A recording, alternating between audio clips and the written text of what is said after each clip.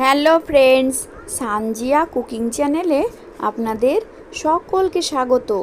আজকে আমি আপনাদের সঙ্গে শেয়ার করব খুব সহজ পদ্ধতিতে বাড়িতেই তৈরি করে নিতে পারেন দোকানের মতো পারফেক্ট কাঁচা আমের জ্যামের রেসিপি। তো দেরি না করে আজকের রেসিপিটা শুরু করা যাক। প্রথমে আমি 1 কিলো আম নিয়ে নিয়েছি। আমগুলোকে ভালো করে ধুয়ে নিয়েছি, ধুয়ে ছিলে পরিষ্কার করে নিয়েছি। আমগুলোকে ছিলে ছোট ছোট টুকরো করে আমি কেটে নেব। আমগুলো ছোট ছোট টুকরো করে কাটা হয়ে গেছে। এবার গ্যাসের মধ্যে প্যান বসিয়ে দিয়ে আমি টুকরো করে রাখা আমগুলো প্যানের মধ্যে দিয়ে দেব।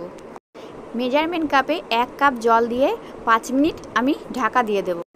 5 মিনিট পর ঢাকনাটা তুলে আপনাদের দেখাচ্ছি। দেখুন কত সুন্দরভাবে আমগুলো সেদ্ধ হয়ে গেছে। এবার একটা বোল নিয়ে নেব। বোলের মধ্যে একটা ছাঁকুনি নিয়ে আমি আমের পিউরিগুলি দিয়ে দেব। এবার একটা প্যাচুলার মাধ্যমে আমি এটাকে ছেঁকে নেব। আমার সমস্ত আমের পিউরি ছাঁকা হয়ে গেছে। এবার গ্যাসের মধ্যে প্যান বসিয়ে দিয়ে আমের যে লিকুইডটা বের হয়েছে সেটাকে আমি দিয়ে দেব। এইভাবে কন্টিনিউ আমি নাড়তে থাকব।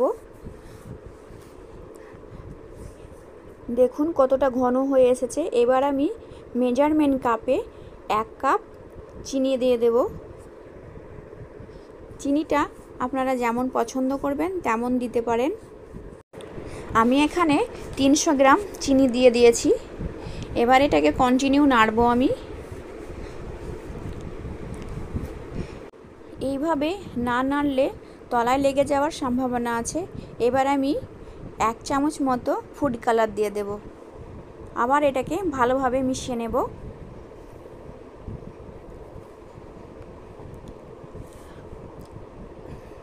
ভালোভাবে মেশানো হয়ে গেছে। এবার 1 চামচ আমি লবণ দিয়ে দেব। লবণটা দিলে টেস্টটা খুব ভালো হয়। আবার এটাকে ভালোভাবে নাড়তে থাকব। দেখুন কত সুন্দর হয়ে গেছে। এই পর্যায়ে আমি গ্যাসটা বন্ধ করে দেব। ঠান্ডা হওয়ার পরে এটা আরও বেশি ঘন হয়ে যাবে। দেখুন কতটা ঘন হয়ে গেছে। এবার আমি একটা জারের মধ্যে সারা বছরের জন্য সংরক্ষণ করে রেখে দেব।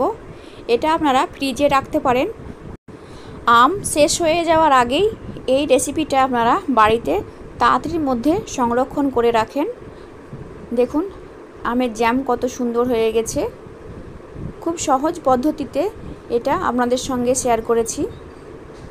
আমার এই ভিডিওটা ভালো লাগলে অবশ্যই বাড়িতে ট্রাই করবেন এবং কেমন হলো আমাকে কমেন্টে জানাবেন। যদি আপনারা এই ভিডিওটা ইউটিউব থেকে দেখে থাকেন তো আমার চ্যানেলটিকে লাইক এবং সাবস্ক্রাইব করে দেবেন। আর ফেসবুক থেকে দেখে থাকলে আমার পেজটাকে ফলো করে দিবেন।